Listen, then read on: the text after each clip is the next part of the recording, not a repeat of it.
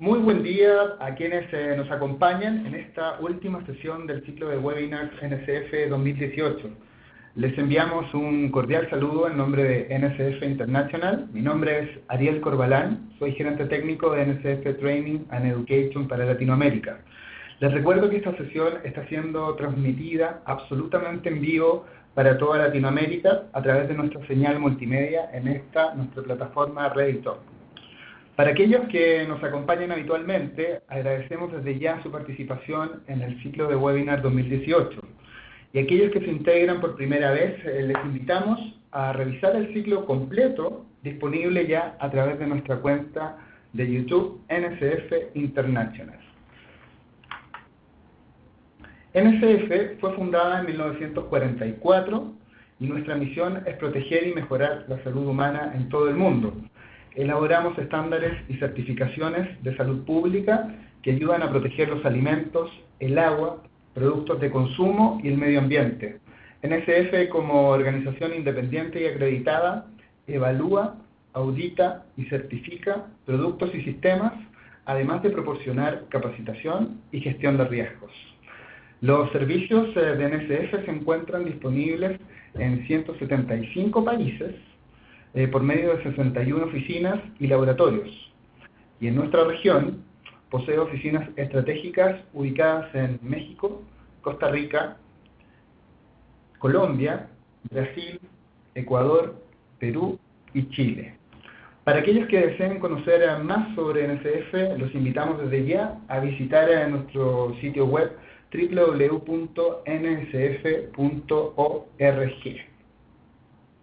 Muy bien, en nuestro webinar del día de hoy revisaremos el tema Food Fraud, protegiendo los alimentos del fraude alimentario.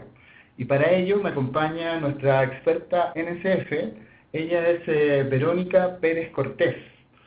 Verónica es Senior Food Safety and Quality Specialist, se desempeña como auditor y trainer para el Departamento de Training and Education de NSF International México.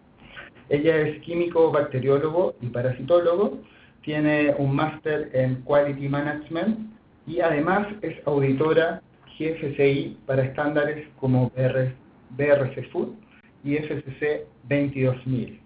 Verónica tiene más de 23 años de experiencia en los sectores alimentarios, también tiene experiencia en laboratorios de ensayo e investigación en microbiología. Tiene certificación como auditor y ha administrado programas de certificación. Hoy en día, Verónica se desempeña como docente en cursos de grado y posgrado en distintas materias como microbiología, inocuidad alimentaria y calidad en diferentes universidades y además es docente en numerosos cursos de calidad e inocuidad en industrias e instituciones de México y el extranjero. Buen día, saludos a todos nuestros participantes en este webinar. Muchas gracias por la presentación, Ariel. Tuvimos ahí un pequeño desajuste con el volumen, pero vamos a comenzar ya. Bueno, pues me da mucho gusto poder estar con ustedes para atender este webinar que ha llamado mucho la atención en la industria alimentaria en los años recientes sobre lo que se refiere a fraude alimentario. Nuestra agenda es la que ven ustedes en pantalla y hace referencia primero a entender el concepto de fraude alimentario y las implicaciones sobre la industria.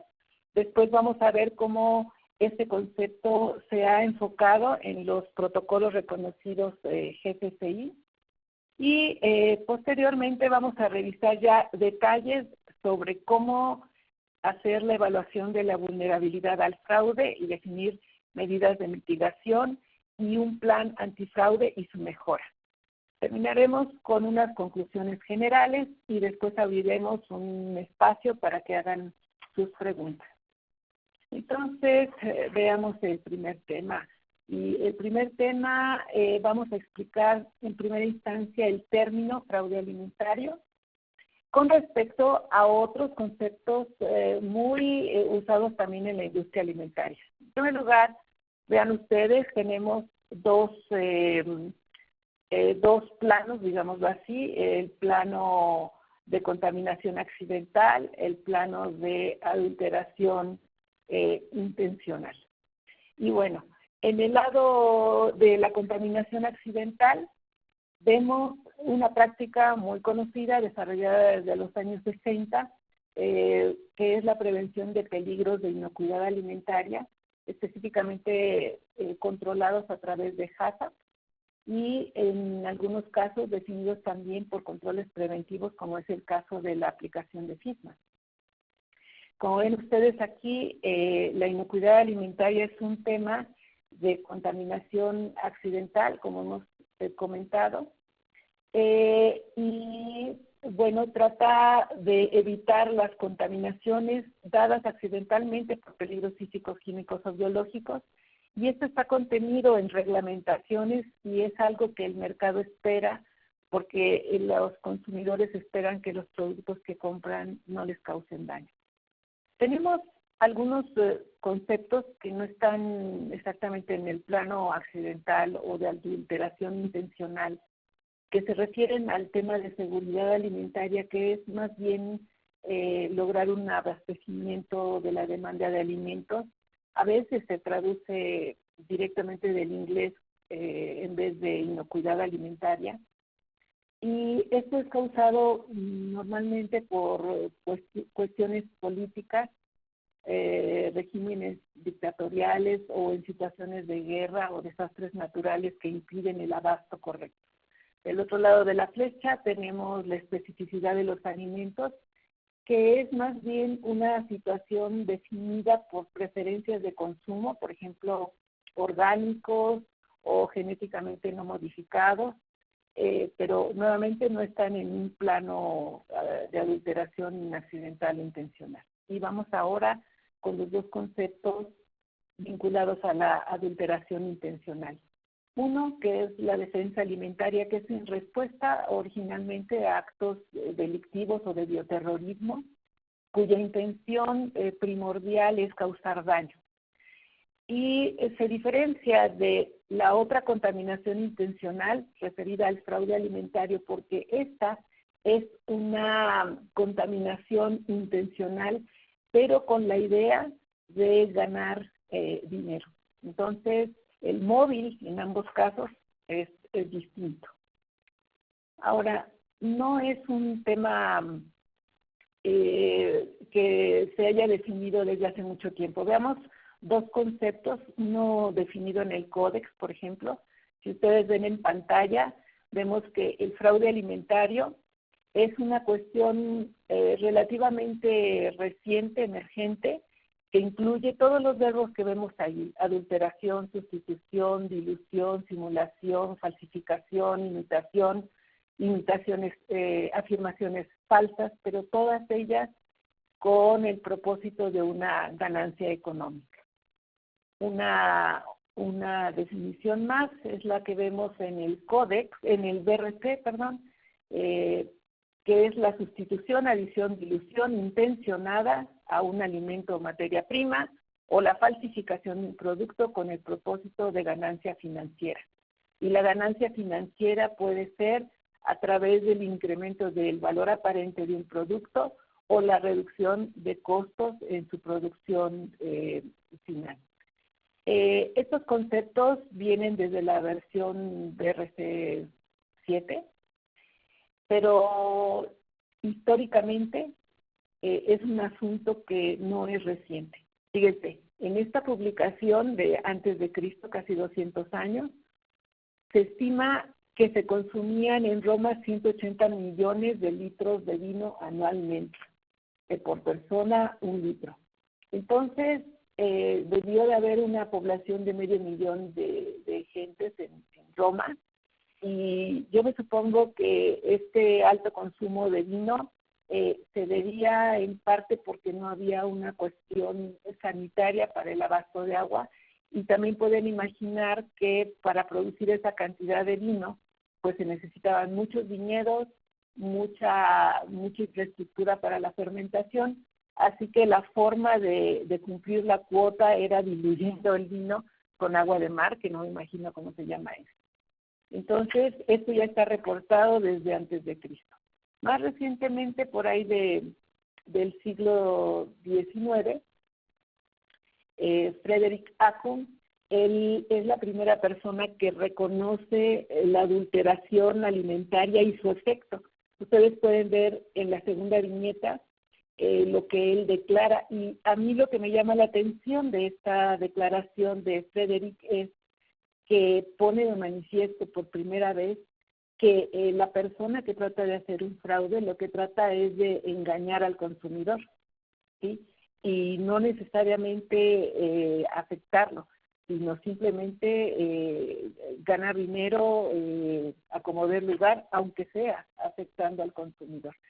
Las contribuciones de este señor no son consideradas, se ignoran, y sin embargo ha habido muchos datos en la historia a partir de este siglo y en el siglo pasado y en acerca de eventos de fraude alimentario. Entonces, vemos en pantalla algunos casos documentados.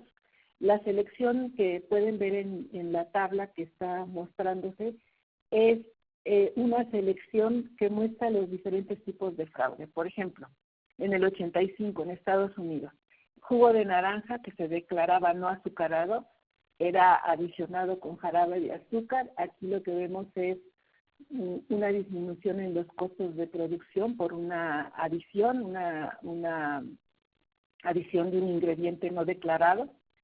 En el 2003 vemos polvo de ají o de chile adulterado con colorante, que es un colorante cancerígeno además, que se usa para la tinción de pieles y telas.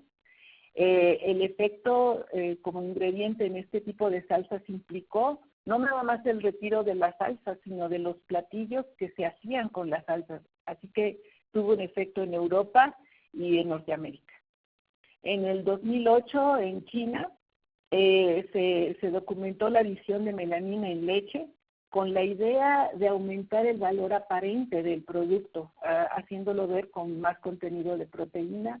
Esto afectó a muchos niños y algunas muertes fueron reportadas por esta adición. En el 2013 también carne de res sustituida con carne de caballo, y ya en los estudios pueden ver que también carne de cerdo y carne de burro, que tuvo un efecto en toda la Unión Europea porque al trazar esta situación se vieron implicados varios países también. En este caso se trata de un fraude por sustitución, y se le conoció mundialmente como el Horse-Gate, y detonó, yo creo, la aparición de los requisitos en los protocolos GFCI.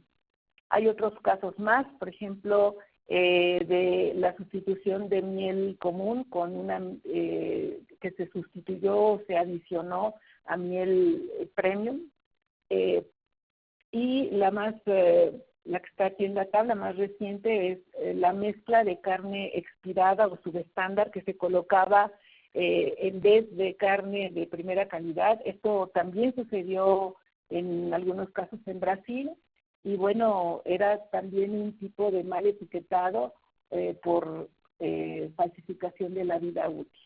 Entonces tenemos, como ven aquí, diferentes ejemplos.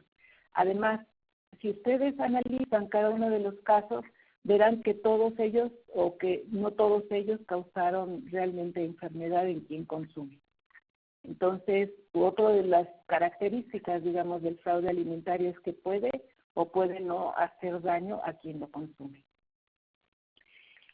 Seguramente ustedes han escuchado en su entorno, en sus países, en sus regiones, muchos temas sobre fraude alimentario y podríamos pasar horas, pero esto ocurre en muchos lugares y se conoce en muchos de ellos y se documenta también en muchos casos, pero es un tema a nivel, digamos, mundial. ¿Cuáles son los datos duros que tenemos alrededor? Fíjense. Este tema del fraude alimentario ha crecido en los últimos 50 años. Se calcula que hace perder a la industria alimentaria alrededor de 49 miles de millones de dólares por año, cual es una cifra muy fuerte, muy respetable también. Y en estudios que se han hecho, por ejemplo, por el Centro de Protección y Defensa de los Alimentos de la Universidad de Minnesota, se calculó que el 10% de los alimentos tenía algún tipo de fraude en los Estados Unidos. Y un dato similar hecho en el 2006 por la Agencia para la Normalización Alimentaria en Gran Bretaña, encontró también un dato de un 10%. Así que hagan números y verán que es un impacto muy fuerte a la industria alimentaria. La Europol ha estimado que hay todos estos grupos, 3.600 grupos del crimen organizado en la Unión Europea, es un dato del 2013, y obviamente el tráfico de drogas es la primera situación delictiva que hay en Europa, pero la imitación de bienes con impacto en la inocuidad y la salud se mantiene entre las 7 prioridades, así que aquí tenemos otra vez un dato muy fuerte sobre la importancia del fraude alimentario y que además en algunos casos los grupos de crimen están ubicados en diferentes países, así que se requiere una cooperación internacional.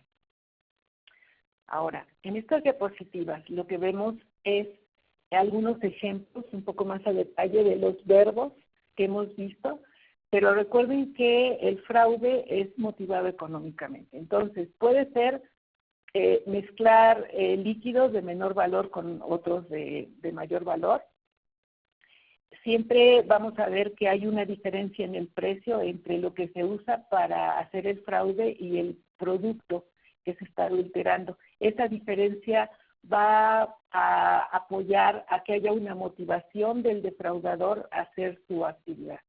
También puede hacerlo a través de sustitución, por ejemplo, miel sencilla con miel premium, o mal etiquetado declarando que es orgánico cuando no lo es, encubrimientos, adicionando colorantes u otras cosas a un ingrediente para hacerlo parecer de mayor calidad.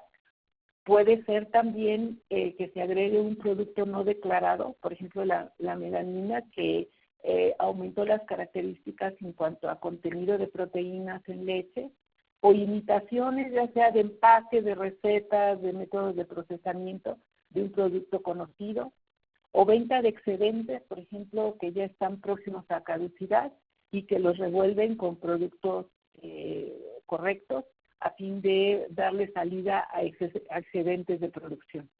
Entonces, todas estas formas puede tener el fraude. Aquí es importante entender y reconocer en industria, en empresas, cuáles pueden ser los ingredientes que tengan mayor impacto sobre el fraude. Yo puedo tener ingredientes como los que ven listados allí y algunos pueden ser manipulados para que contribuyan a un fraude hacia mi empresa. Por ejemplo, si yo utilizo aceite de oliva, puede ser que yo no esté comprando aceite de oliva completo. Puede ser que yo esté comprando aceite de oliva diluido con otro tipo de aceite de menor calidad o de otra característica o de otra especie diferente. Y así lo podríamos analizar en cada uno de los casos. Entonces, es importante conocer el historial de fraude de los diferentes ingredientes a fin de poder controlar nuestra cadena de suministro y establecer las medidas de mitigación correspondientes. Entonces, con esto tenemos ya un poquito de más idea de lo que es el fraude, su impacto y cómo hay algunos ingredientes que pueden tener historial y de los que tenemos que tener mucha atención y conocimiento. Entonces, ¿cómo se vinculan el tema de fraude alimentario con protocolos reconocidos GFCI? Veamos, por ejemplo, aquí.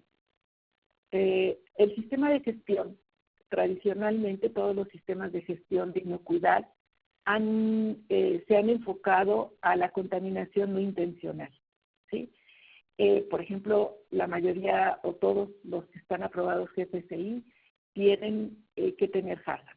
Entonces se han enfocado mucho desde tradicionalmente a la contaminación no intencional En estos casos, los contaminantes son generalmente conocidos. Por ejemplo, todos en la industria sabemos que Salmonella tiene un potencial de estar en carne, o que Listeria, sus características fisiológicas le permite crecer importantemente en productos refrigerados, etcétera. Es decir, la epidemiología nos da datos que nos permiten conocer cuáles pueden ser los peligros asociados a ciertos grupos de alimentos. Sin embargo, en el caso del fraude alimentario, al ser intencional y realizados con el fin de evadir las prácticas de aseguramiento de calidad, y que además muchas veces el defraudador es el único que conoce la sustancia agregada o el alimento manipulado, nos implica tener otras formas de gestión diferentes a lo que hemos conocido hasta ahora en la contaminación no intencional. Normalmente cuando hacemos un HACCP hablamos de la probabilidad de que encontremos un peligro, ¿sí? En el caso del fraude alimentario, no son estos peligros tan anticipables porque no son probabilísticos, son determinados por la persona que intenta hacer el fraude, y por eso, más que hablar de algo probabilístico, nosotros hablamos de determinar la vulnerabilidad que tenemos hacia que nos afecte o nos hagan un fraude, ¿sí? Porque, como digo, el defraudador trata de evadir la detección del fraude.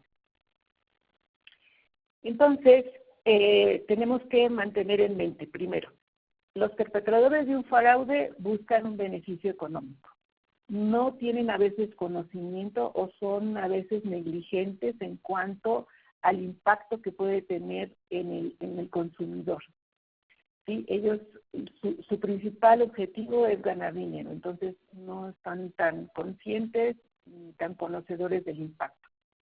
Entonces, recordando un poco la tabla que vimos anteriormente, la mayoría de las sustancias usadas para el fraude no causan daño, ¿sí? Pero potencialmente pueden ser más peligrosas porque son sustancias no convencionales.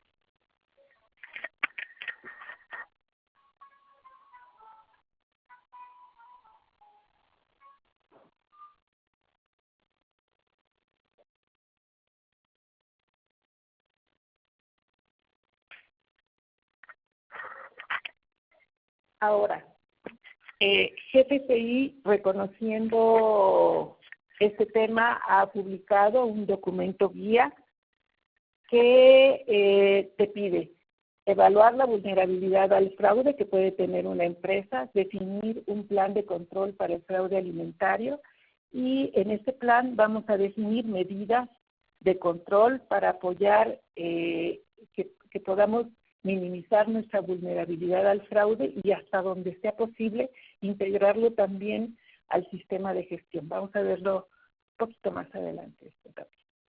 Ahora, conociendo el problema, hay diferentes actores en la industria alimentaria que están colaborando en el desarrollo de diferentes herramientas, fuentes de información, bases de datos, que pueden ayudar a la industria a hacer su análisis de vulnerabilidad y tomar las decisiones correspondientes. Por ejemplo, hay mayor número de regulaciones orientadas a estos aspectos, mayor vigilancia también, por ejemplo, la FDA o la European Union Rapid Alert System, que es para la Unión Europea, que se le conoce con las siglas RASFF. Ahí podemos encontrar datos sobre historial de fraudes. También en el listado de retiros de la FDA, por ejemplo, podemos ver historial de proveedores que están cometiendo algún tema de inocuidad alimentaria, pero también podemos encontrar temas sobre fraude alimentario. Hay cambios también en los estándares de inocuidad. Por ejemplo, los nuevos documentos aprobados con GFCI tienen ya requisitos específicos sobre fraude alimentario. BRC empezó un poquito antes, en el 2015, pero ya en general todos los que están alineados a la versión 7 del documento guía traen elementos para controlar el fraude. También hay colaboración entre actores como el gobierno, industria, centros de investigación. Allí podemos ver diferentes organizaciones, por ejemplo, los de vigilancia económica, como hay una que es Comtrade, que es internacional, son datos internacionales de datos, consideraciones geopolíticas, también hay publicaciones, por ejemplo, el de Transparencia Internacional, u otros que evalúan el impacto del fraude alimentario, como las páginas de Food Fraud. En fin, tenemos ahora un montón de información que tenemos que estar vigilando para estar pulsando los cambios que pueden condicionar un fraude hacia nuestra industria. Entonces, vamos a ver ahora algunos principios. Por ejemplo, vamos a ver algunos temas básicos sobre fraude alimentario, pero el primer asunto que quiero poner de manifiesto es que el fraude alimentario va a ocurrir cuando el defraudador encuentre la oportunidad para hacerlo, la tentación desde el punto de vista ganancia económica esté presente y el riesgo de ser atrapados es bajo, porque a ningún delincuente pues le gusta ser atrapado. Entonces, considerando la fórmula que ustedes ven, tenemos mayor vulnerabilidad al fraude. Entonces, hay que entender esta fórmula porque nos define un comportamiento criminal y las motivaciones económicas para alguien que quiere hacer un fraude van a estar definidas en estas tres dimensiones. Ahora, ¿cómo podemos entender la oportunidad? Bueno, cualquier ingrediente puede ser objeto de una oportunidad. Por ejemplo, algunos factores específicos, las características físicas y de composición. Un producto sólido da menos oportunidad a ser adulterado, al ser adicionado de algo, que un líquido o uno en polvo, por ejemplo. También una composición sencilla, por ejemplo, sal, pues no tiene mucho caso, digamos, una adulteración, pero un producto complejo en su composición da más oportunidades a un fraude. Igual, complejidad o transparencia en la cadena de suministro. Si nosotros compramos un producto que viaja o viene de países lejanos y pasa por diferentes puntos, y cuando no es transparente, por ejemplo, cuando se compra con algunos intermediarios, ahí también se genera la oportunidad de fraude. Y otra oportunidad es cuando a veces no hemos definido metodologías para la detección del fraude. Entonces, todo este, digamos, marco de acciones nos genera una oportunidad al fraude. Ahora, ¿cómo se dan las motivaciones? Bueno, esta frase me pareció muy interesante. Cuando hay dinero hay crimen y cuando hay mucho dinero pues hay más crimen. Así que hemos visto los datos duros y eso nos indica la mayor posibilidad de fraude. Entonces, las motivaciones, como vemos, es económica. ¿Cuándo se puede dar? Cuando hay mucha demanda en el mercado de un producto y se quiere satisfacer la demanda, entonces hay más ideas por la gente de tal vez aumentar su posibilidad de vender más.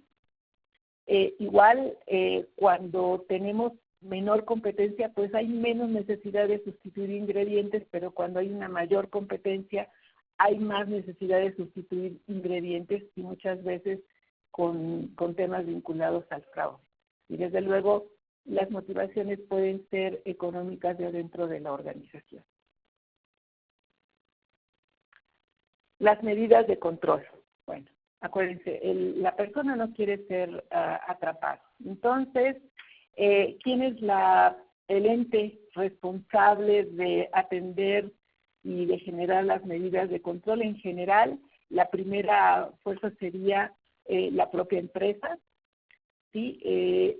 Aunque ya tenemos otros actores, controles externos, que pueden ser, por ejemplo, las organizaciones gubernamentales o las que hemos mencionado, por ejemplo, que se dedican a enfocar aspectos económicos o delictivos. Pero es la empresa la primera que debe de poner los mecanismos. ¿Cuáles son algunos de estos controles específicos que se pueden dar? Bueno, como mencionamos, primero estar informado, escanear hasta donde sea posible todos los elementos que pueden jugar en un caso de fraude, como son las páginas que hemos comentado anteriormente. También puedo tener internamente en la empresa mecanismos de monitoreo del fraude, por ejemplo, controles para aprobación de proveedores, auditorías de integridad del producto, otras estrategias que vamos a puntualizar más adelante, pero que también deben de estar enfocadas al fraude. Ojo con estas porque a veces nosotros tenemos prácticas para cuestiones de inocuidad o de calidad, pero falta trabajar más el enfoque antifraude. Podemos tener también requisitos contractuales como, por ejemplo, acuerdos con nuestros proveedores de que nos brinden certificados de garantía o de autenticidad de materias primas o de producto, y desde luego un set de políticas y prácticas para fomentar la ética y programas de educación y entrenamiento para los empleados de una organización. Entonces, pues vemos aquí la fórmula que vimos anteriormente del comportamiento criminal, pero explicado un poquito más en qué debo de entender por oportunidad, motivación y medidas de control. Ahora, ¿cómo podemos establecer un plan antifraude? Bueno, nosotros hemos buscado en diferentes publicaciones para darles una idea general y decidimos definir este ciclo de implementación de esta manera. Primero, necesitamos saber cómo, en qué posición están mi empresa, mis ingredientes, con respecto a la potencialidad de ser enfraudables, ¿sí?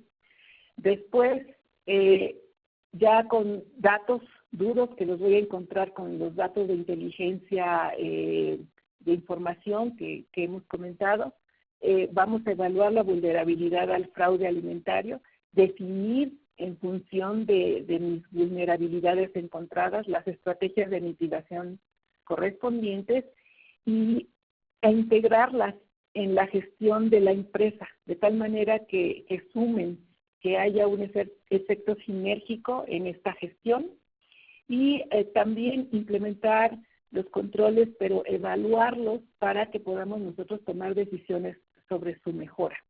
Si se fijan, este ciclo semeja al ciclo de Deming y vamos a ver algunos detalles prácticos para que ustedes puedan implementar en su planta. Bueno, primero, con respecto a la caracterización inicial de la vulnerabilidad. Primero, hay que analizar datos, las páginas que nos brinden información de cómo se está moviendo el horizonte.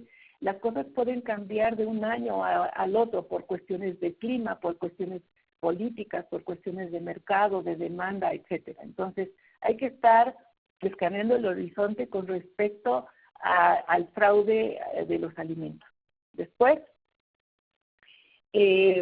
definir cómo vamos a abordar el análisis, porque de pronto puedo definir grupos o familias de productos, por ejemplo, aceites o lácteos, y ver cómo los agrupo para ver si me puede brindar una información. En algunos casos, no nada más puedo trabajar por familias, sino puedo priorizar los ingredientes por su origen. Por ejemplo, si yo compro una materia prima en alguna parte de África o en alguna parte de Asia Oriental, a lo mejor ahí tengo que poner más foco en el origen que en la naturaleza del producto.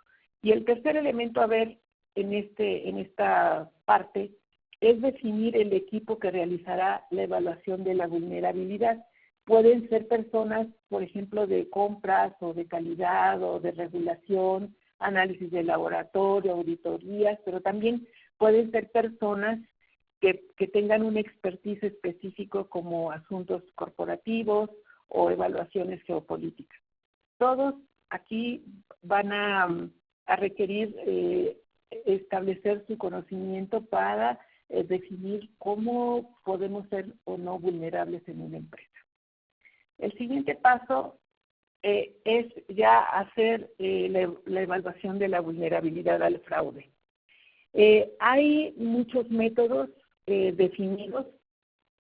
Las recomendaciones de GFCI no van hacia un método definido exactamente, aunque ha promovido más uno de ellos, pero sin embargo, todos los que vemos aquí pueden ser métodos para evaluar la vulnerabilidad al fraude.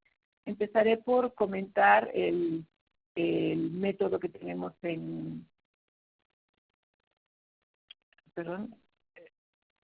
el método que tenemos en NSF, que tiene por sus siglas en inglés Food Fraud Vulnerability Assessment.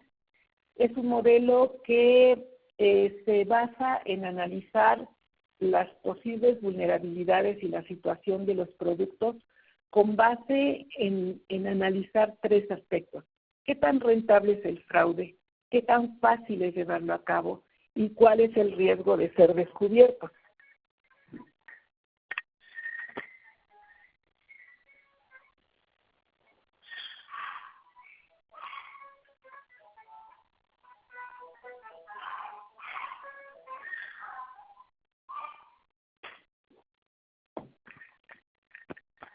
Y bueno, perdón, la introducción aquí. El modelo se enfoca en recopilar información de los datos de inteligencia del mercado y se llenan diferentes matrices con la idea de poder evaluar cada una de estas dimensiones. Vemos que tiene cierta alineación con la fórmula que habíamos comentado antes. Por ejemplo, estas son las matrices. Se busca información a partir de fuentes de información válidas, como las que hemos comentado antes. Cada una de estas dimensiones va a tener una contribución a la posibilidad de ocurrencia, es decir, a la oportunidad, y nosotros vamos a sacar un dato que nos va a hablar de la vulnerabilidad que tenemos en esta dimensión. Esto mismo se hace en las tres dimensiones que hemos comentado anteriormente, y la idea es identificar el nivel de vulnerabilidad de las materias primas, de tal manera que podemos establecer una prioridad en cuanto a las medidas de mitigación.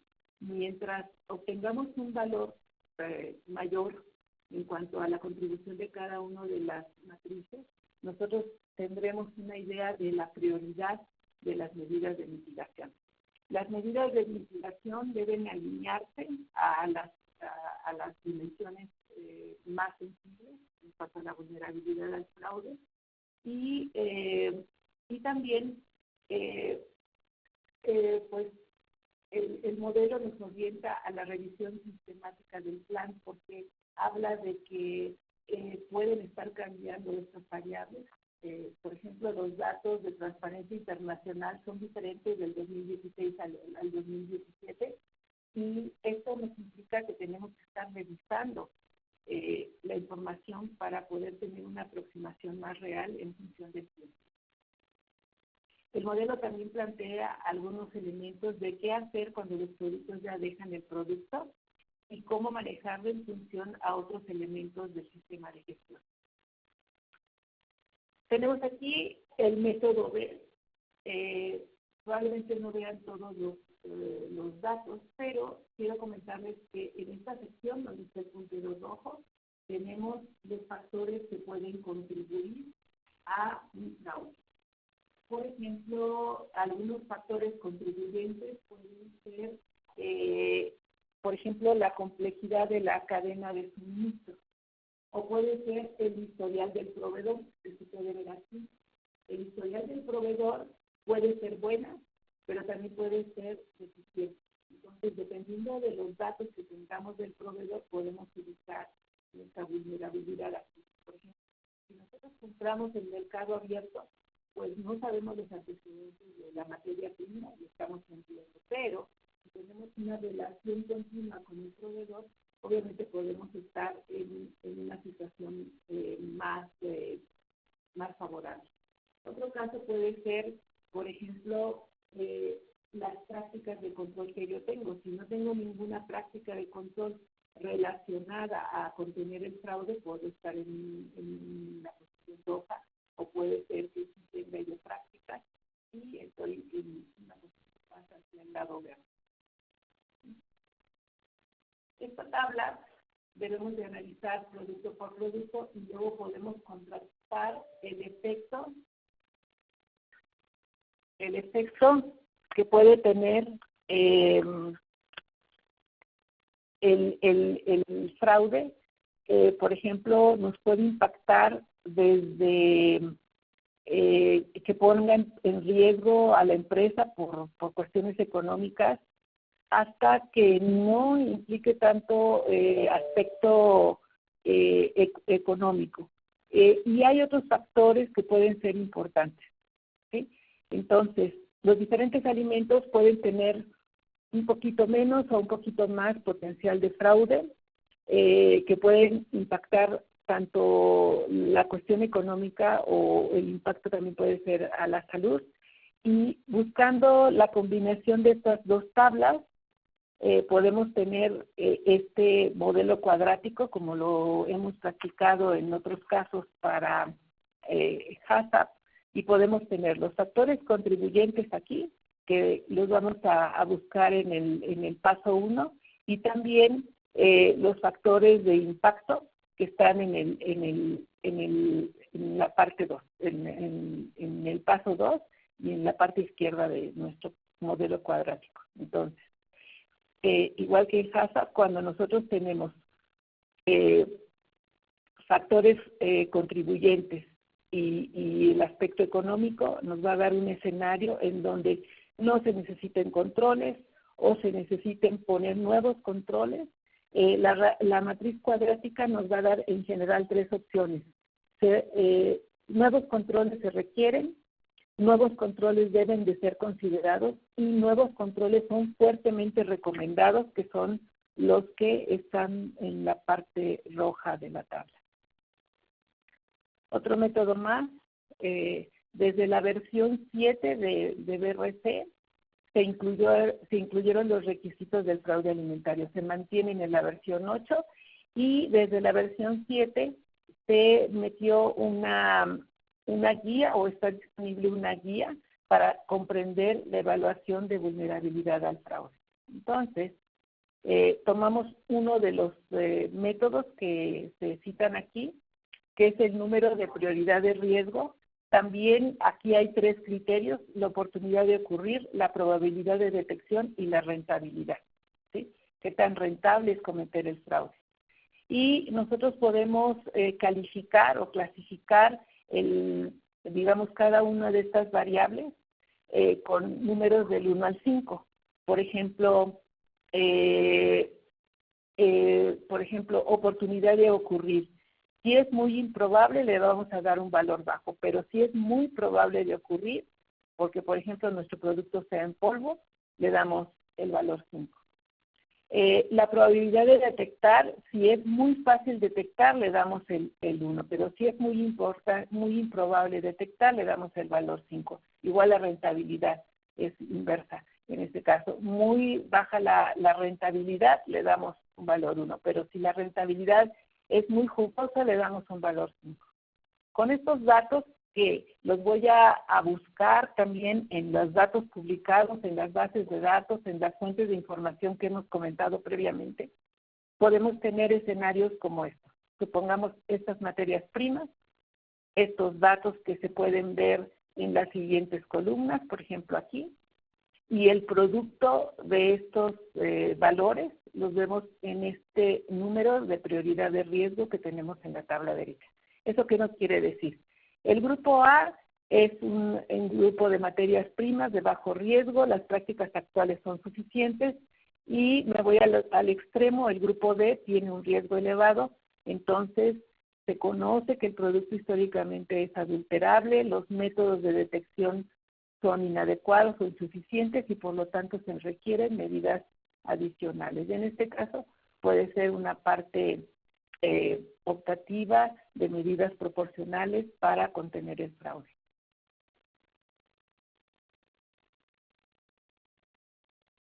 Como ven, nos da un índice todos de prioridad de atención, y vamos a ver ahora otro método que en la guía de GFCI nos la cita.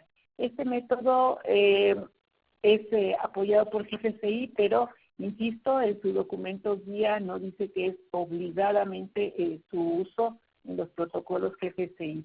Este es el método que le llaman SAFE. En este método tiene como propósito tener una directriz práctica en la que las empresas pueden basarse para ver la vulnerabilidad al fraude. Fue desarrollado por una organización que se llama SAFE y con la colaboración de PwC, PricewaterhouseCoopers, que es una firma de consultoría que estudia escenarios de impacto. Entonces, la página la pueden ver allí. ¿Y cómo funciona esta metodología? Se basa justamente en el comportamiento criminal del que hemos hablado anteriormente, que es el que está aquí, y consiste en 50 preguntas que nos hablan de la oportunidad, de las motivaciones y de las medidas de control que se tienen en el sitio. La integración de toda esta información nos va a dar igualmente la vulnerabilidad que tienen los diferentes ingredientes al fraude. Ok, ahora, una vez que hemos introducido las medidas de mitigación, se requiere, una vez que hayamos definido la evaluación del fraude, necesitamos medidas de mitigación. Las medidas de mitigación van a estar en función de dónde puede darse el fraude en general en la cadena de suministros, y podemos tener prácticas como las que vemos citadas aquí. Por ejemplo, tener una aprobación de proveedores más aumentada o rigurosa con el enfoque de fraude, ¿sí? Controlar las compras en intermediarios, hacer auditorías a las cadenas de suministro, de pronto hacer un balance de masas. Por ejemplo, si ustedes recuerdan, en el caso de los jugos azucarados, si yo tengo un rendimiento del proceso de un 100%, por decir algo, cuando adiciono algo que lo va a adulterar, voy a tener rendimientos de más del 100%, y en un balance debería de poderse poner de manifiesto. Entonces, prácticas de este estilo pueden ser útiles para determinar fraudes. También pedir certificados de análisis, certificados de autenticidad, ensayos adicionales para evaluar la autenticidad, que a veces es lo que en principio se nos viene a la mente. Sin embargo, hay que recordar que el análisis puede ser complicado desde el punto de vista de que el defraudador puede agregar cosas que ni siquiera por nuestra mente ha pasado, ¿no? Son cuestiones que pueden ser poco convencionales, ¿sí? Y a veces, si no encuentro otra salida, pues hacer cambios de los ingredientes a algo con menor riesgo. En el almacenamiento también puedo controlar usando sellos en transportes. Aquí tenemos una correlación con Food Defense, o políticas claras para transportistas, control de procesos. En el caso interno también tenemos que trabajar control de procesos, ética corporativa, cultura de inocuidad en el lugar de trabajo, que es un tema que está apareciendo también nuevo en los sistemas de gestión. Y bueno, ahora, esto va a funcionar mejor cuando estén integrados en la gestión integral de la empresa. ¿Por qué? Porque a lo mejor estas medidas de mitigación las puedo revisar también en el ámbito de, por ejemplo, la revisión directiva, o en las auditorías internas, o sujetar las acciones correctivas cuando veamos que no estén funcionando. Entonces, todas estas estrategias de mitigación, si nosotros las integramos a la gestión total de la empresa, podemos tener un mejor resultado.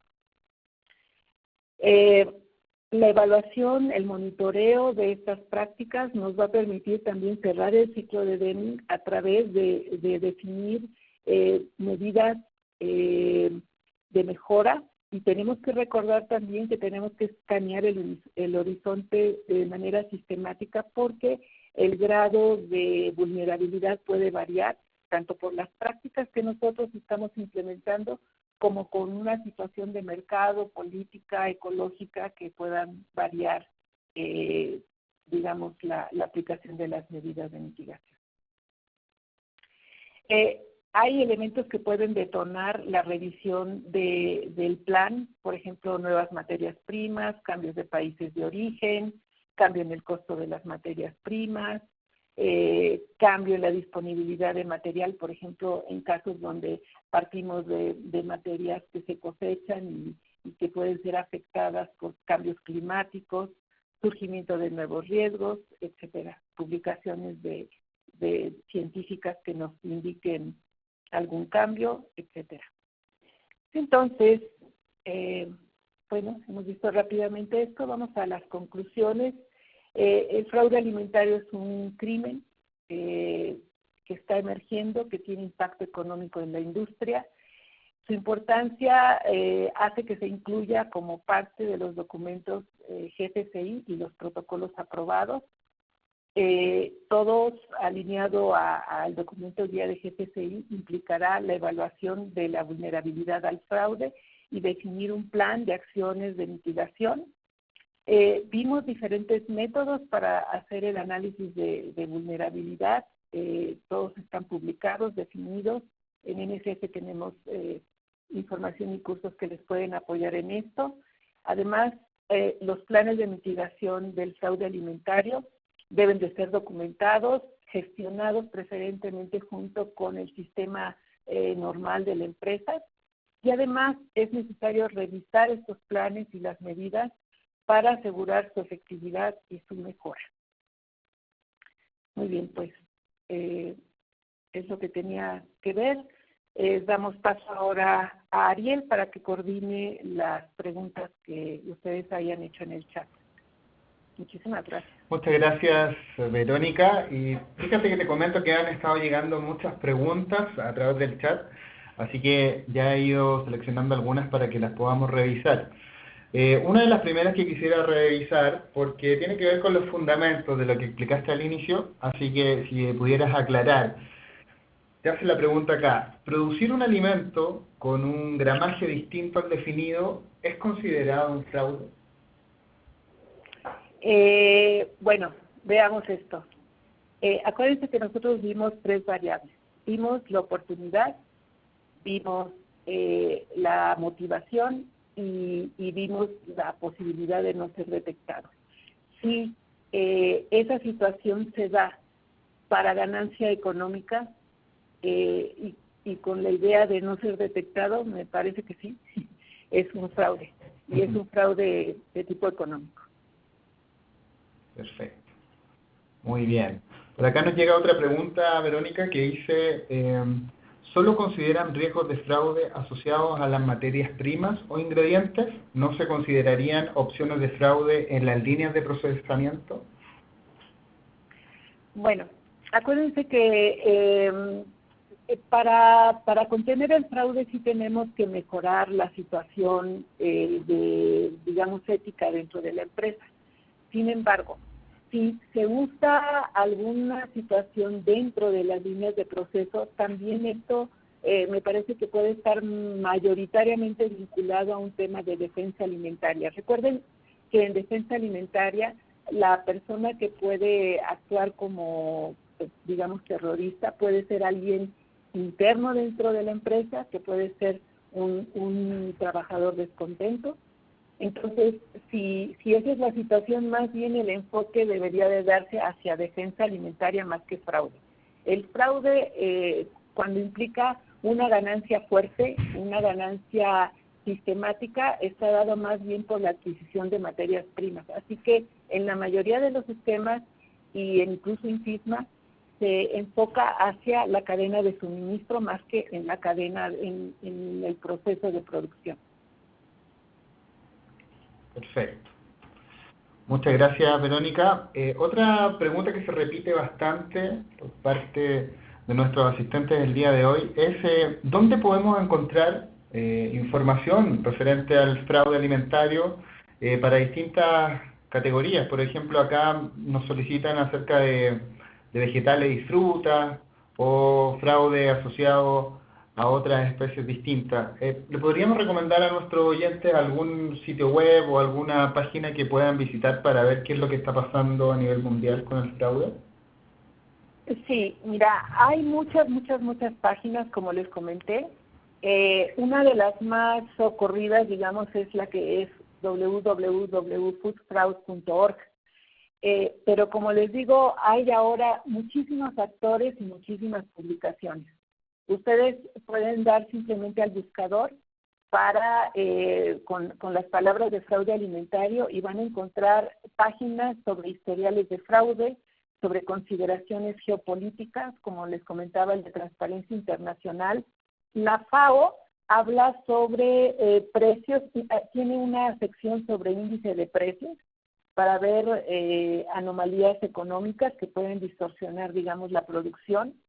Hay otra parte de la FAO que habla sobre enfermedades animales y cómo puede esto impactar. Hay otras páginas que nos hablan de anomalías económicas. En fin, hay muchísima información y también cursos especializados. Les ofrecemos el que tenemos en NSF y que también puede contribuir a su conocimiento sobre fraude alimentario. Los protocolos de certificación aprobados por GFCI han publicado también algunas guías que pueden consultar y que muchas veces están en acceso directo para las empresas certificadas, que también les puede ayudar a entender mejor y buscar la información correcta que ustedes necesitan. Excelente, Vero. Muchas gracias. Tenemos una pregunta acá también muy interesante. Es de Luisa y nos dice si es obligatorio realizar el análisis de vulnerabilidad de acuerdo a las metodologías vistas, o podría ser también una alternativa utilizar una metodología de evaluación del riesgo. Bueno, en realidad evalúas la probabilidad de que te ocurra algo y eso es un riesgo también. O más bien la posibilidad de que te ocurra algo. HACCP como tal no te da la mejor respuesta porque HACCP se basa en definir la probabilidad. Y aquí es más bien definir qué tan vulnerable está mi circunstancia en cuanto a determinar los fraudes, o qué tan vulnerable soy por circunstancias de mercado o por motivaciones económicas externas. Entonces, hay que hacerlo con tiempo para poder entender un poquito las diferencias, pero en un HACCP directo no lo recomendaría exactamente. Perfecto. Muchas gracias. Tenemos más preguntas acá que van llegando a través del chat y una de ellas dice, ¿la evaluación de fraudes será similar a la evaluación de amenazas que se hace para FCC 22000 versión 4.1? Sí, ahí es más parecido. Es una evaluación de amenazas. Hay una publicación, la PAS 96, que marca, por ejemplo, cómo hacer la evaluación de amenazas, tanto de contaminación intencionada con el enfoque de Food Defense y también con contaminación intencionada desde el punto de vista fraude alimentario. Esa podría ser un ejemplo en el que se manejen los dos conceptos en una metodología. Sin embargo, hay que tener cuidado, porque las fuentes de información para fraude alimentario pueden tener un corte distinto, en el sentido de que aquí debemos de ver los aspectos geopolíticos, económicos vinculados a la posibilidad de fraude, mientras que en el otro tiene, acuérdense, la motivación es ideológica, entonces pueden tener raíces diferentes, pero sí, se trata de evaluar las amenazas en ambos casos. Perfecto, muchas gracias. Verónica, nos pregunta Carla, ¿cómo se puede elegir el método más adecuado para implementar en una planta lo que tú acabas de mencionar? ¿qué recomendaciones darías para quedarse con una estrategia u otra? Bueno, en realidad todas te llevan a un mismo punto, es decir, a definir la prioridad de atención. Ninguna te va a decir haz esto o haz aquello, sino simplemente te va a poner de manifiesto que cuál es la prioridad en la que tú debes de atender la posibilidad de fraude en las diferentes materias primas. Entonces, más que definir el mejor método, lo más fuerte es definir la mejor información que te va a nutrir cualquiera de las metodologías empleadas. Si tú partes de información no muy confiable, no muy clara, no muy concluyente, puede ser que tus resultados sobre la prioridad de atención de las materias primas con potencial de fraude no sea la mejor. Entonces, más que el método es buscar la información correcta. Y todos te pueden dar un muy buen enfoque de cuál prioridad debo de establecer en mi cadena de suministros para las diferentes materias primas. Cada una te va a dar información diferente. Excelente. Muchas gracias.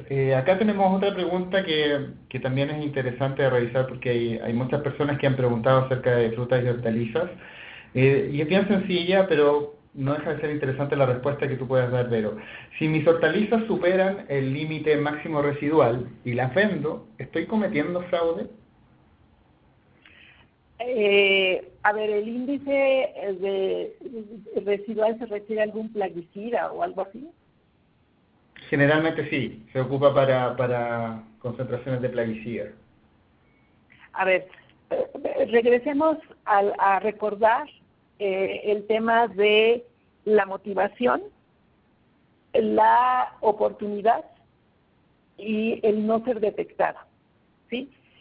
En términos generales, el no ser detectado está vinculado a un engaño o a violentar los mecanismos de, digamos, de detección del comprador. Entonces, si hay alguien que venda un producto diciendo que cumple la normatividad de algo y lo trata de hacer engañando al que es el posible comprador, entonces podríamos decir que sí. Aunque hay que recordar una cosa, los límites que se ponen para, por ejemplo, residuos de plaguicida también tienen un contexto desde el punto de vista de inocuidad. Entonces, nosotros si sabemos o estamos conociendo que no estamos cumpliendo un límite y que a sabiendas de ello engañamos a nuestro consumidor con la idea de no perder ese ingreso económico, pues podemos tipificar el concepto de fraude.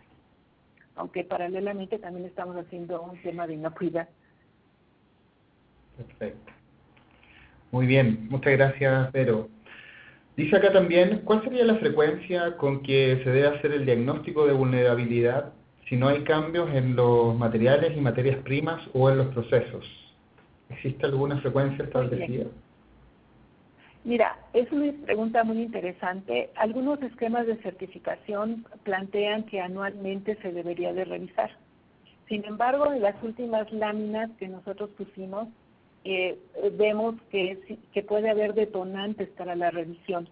Por ejemplo, cuando cambia un ingrediente o el origen u otra cosa, ¿sí?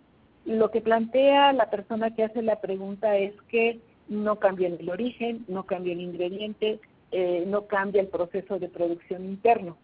Pero si cambiasen los escenarios externos, por ejemplo, asuntos ambientales, asuntos económicos, asuntos de transparencia del país de origen, etcétera, eso te podría detonar a hacer una revisión antes del año.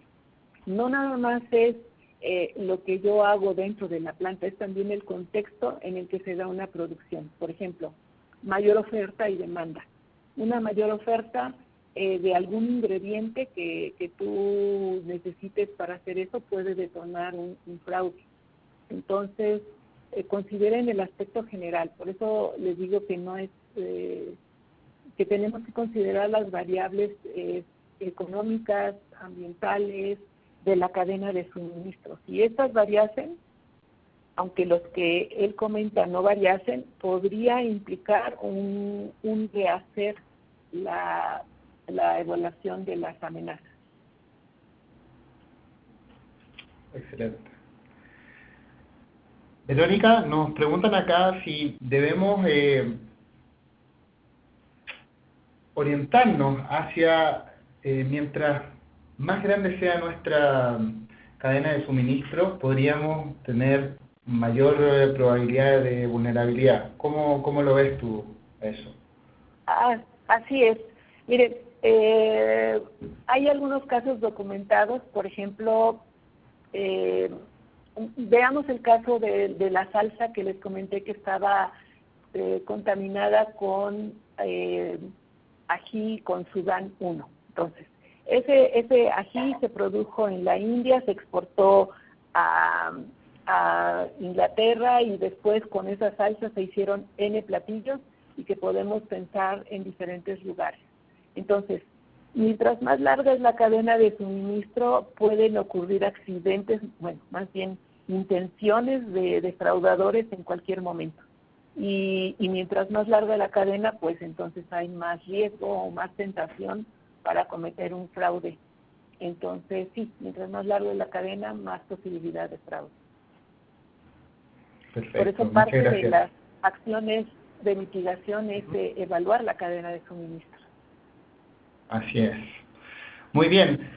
Algunos nos preguntan respecto de materiales de empaque, si es necesario realizar análisis de vulnerabilidad cuando consideramos que estos puedan ser algún agente que nos puedan generar algún tipo de peligro respecto al producto. Fíjate que sí, hay menos cosas publicadas de materiales de empaque, pero, por ejemplo, voy a poner un ejemplo X, ¿sí? Vamos a suponer que yo compro cajas de cartón para algún producto. Cuando es alimentario puede ser que tengan especificaciones, por ejemplo, de qué tan reciclado o no sea el cartón, o qué tipo de plastificante puede tener un recubrimiento de una caja de cartón, o qué tipo de aglomerados o de material aglomerante puede tener esa caja de cartón. Cualquiera de ellos que no esté alineado a la calidad esperada puede ser un motivo de fraude hacia quien compre esas cajas de cartón. Entonces sí, hay pocos ejemplos, pero sí puede darse un caso de fraude en materiales de empaque. Perfecto, sí, han llegado muchas preguntas relacionadas a ese tipo de material, así que me parece que queda contestada la mayoría de ellas. Cuando se documenta la evaluación de riesgos para el fraude, ¿este documento debe ser hecho por alguna persona que tenga competencias específicas? No sé si se refiere a competencias de conocimiento más bien. Así es. Sí, hablaba yo en un principio que es importante seleccionar las personas, así como podemos aprender de HACCP, en el que hay un grupo interdisciplinario, es importante que las personas que participen ahí sean funciones que tengan conocimiento. El número uno tendría que ser la parte que hace las compras o las adquisiciones, porque ellos saben los precios, ellos saben los proveedores, etcétera, ¿no? Pero también las actividades las funciones de calidad, de regulación, de análisis de laboratorio, por mencionar algunos, puede también contribuir a información útil sobre datos que puedan condicionar un fraude. Entonces, básicamente considero que las personas que participen en ello deben de entender o tener claro qué es un fraude, porque a veces, como les decía muy al principio, pueden confundirlo con temas de inocuidad o con temas de seguridad alimentaria o con temas de defensa. Y ellos tienen que tener claro qué es fraude, cómo podemos tipificar un fraude, qué elementos o qué situaciones pueden dar lugar a un mayor fraude y teniendo entendido esto, pues entonces pueden contribuir mejor a definir una situación de vulnerabilidad al fraude. Perfecto. Muy bien. Vamos a ir cerrando con dos preguntas, Verónica, que son bastante interesantes de analizar. Y una de ellas la hace Víctor, que nos dice, ¿cómo se acredita hoy en día un fraude? Si nos podría relatar acerca de las experiencias que han habido con los tipos de productos. Muy bien. ¿Cómo se acredita un fraude? Es decir, tienen que haber ensayos de por medio, análisis de laboratorio respecto de los productos. ¿Cómo se podría decir que efectivamente se realizó un fraude con algún producto? Miren, la forma teórica más directa sería poder hacer un análisis, ¿no? Por ejemplo, el de melamina, melamina, por ejemplo. Normalmente en una empresa hacen un análisis de proteínas y ellos lo que veían, porque la melanina, digamos, puede reaccionar como una proteína, y entonces lo que va a hacer la empresa es entender que tiene más proteína ese producto, ¿sí? Entonces, aparentemente un análisis podría ser la forma más clara en la que podemos tipificar un fraude. Sin embargo, a veces agregan cosas que son productos totalmente inesperados y generalmente no se tienen en la empresa análisis tan específicos, ¿sí? Así que aquí hay que analizar diferentes cosas. Por ejemplo, demasiado barato para ser real. O cosas como que qué raro que este proveedor me esté dando esta oferta en estas circunstancias. Lo que quiero decir es que el fraude no es muy fácil de tipificar y de darse uno cuenta. Por eso yo normalmente les digo que no hay una sola medida que mate todas las posibilidades. Tiene que haber un conjunto de situaciones que te permitan definir o tener pistas de que algo está pasando. Por ejemplo, este proveedor me está ofreciendo algo mucho más barato que otros dos proveedores. ¿Qué está pasando aquí? Y ahí es cuando tú te puedes dar cuenta que algo está pasando, ¿no? O que un proveedor tiene mucha urgencia de venderme algo. Bueno, también algo está pasando.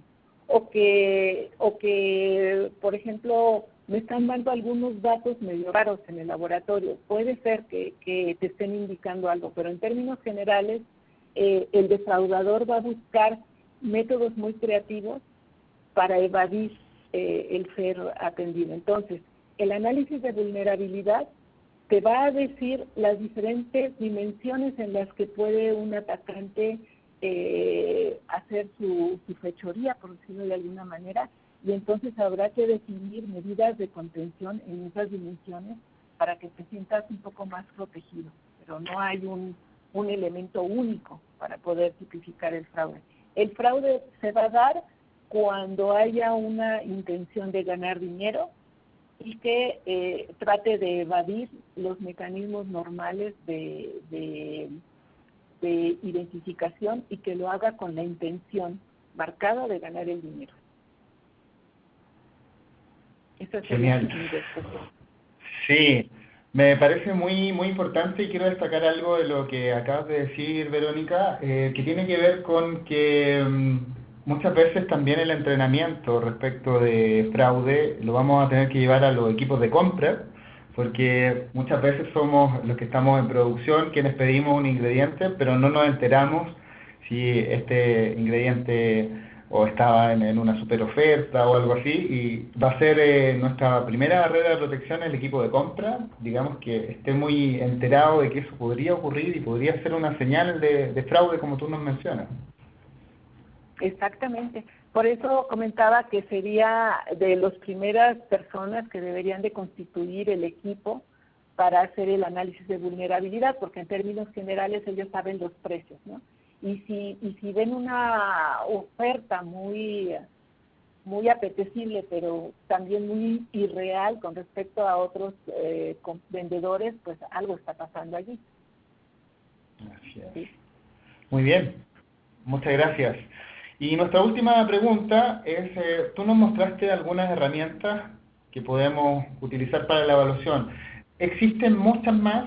La disponibilidad de herramientas hoy día no es tan amplia. Si nos pudieras comentar acerca de eso. Sí, hay muchas herramientas. Yo les presenté las que salieron inicialmente, las que nosotros hemos usado, las que están publicadas, pero hay muchísima información. Todas ellas, como les digo, les va a llevar al punto de establecer prioridades en cuanto a la posibilidad de que se haga un fraude con los ingredientes bajo estudio o las materias primas bajo estudio. Entonces, las que les he comentado rápidamente, pues son las que en lo personal he usado más y las que ustedes pueden consultar, porque esto al final del día fue una información analizada de las publicaciones que existen. Entonces, pues hay que buscar, hay que aprender.